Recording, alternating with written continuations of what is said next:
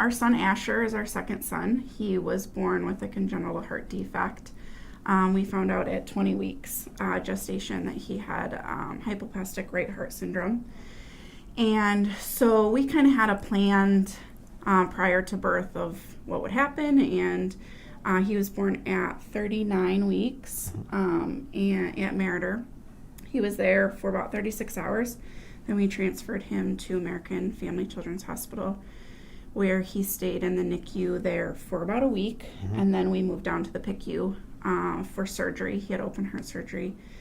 Following his surgery, he went into cardiac arrest, and he ended up having to get put on ECMO, and we ended up having to transfer him then again to get a heart transplant to Milwaukee, to the Children's Hospital there, where we fought for a while for him, and then he ended up having to pass away from complications from ECMO.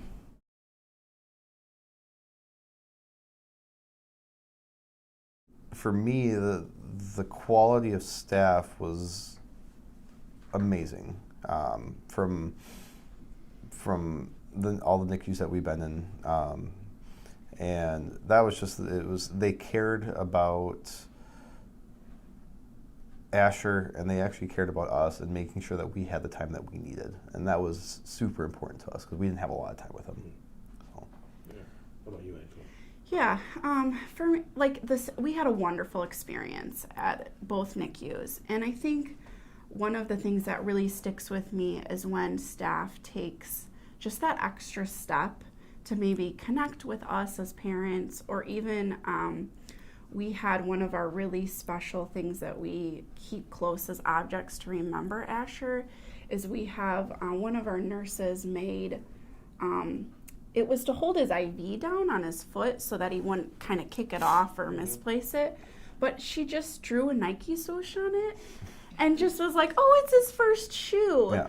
And just taking that moment to draw that Nike sign on that bandage or whatever you want to call it was just so meaningful because it's a memory that we have of our son, and something to that nurse probably seemed so minimal, but to us meant the world.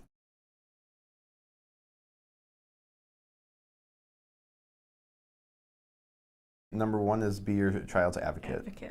You have to be your advocate because they can't, and if you don't understand everything that's going on, question it.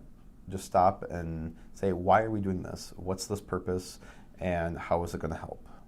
I think my biggest advice would be to take pictures and videos, and don't be scared to document your child's journey. I was very hesitant about doing that. I didn't want to have to look back at my son and see the wires and see the hardness he was going through. But now we don't have as many pictures because I didn't want that. Right. And now I wish I had. I mean, we have pictures to look back at, but not as many as we could because for many days I was very, don't take pictures. I don't want to look back and remember this. But now that he's not here, I want to look back and remember those.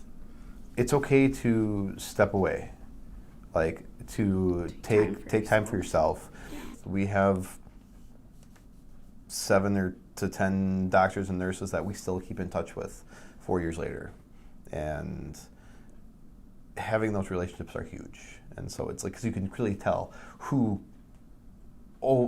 extremely cares about what they're doing and making a difference. I think about his life, and they were a part of it, and so they've kind of become our family. It's like a piece of Asher's with them, and when we are interacting with them, we feel close to our son. And so it's same thing like why we enjoy going back to the hospital. That was his home.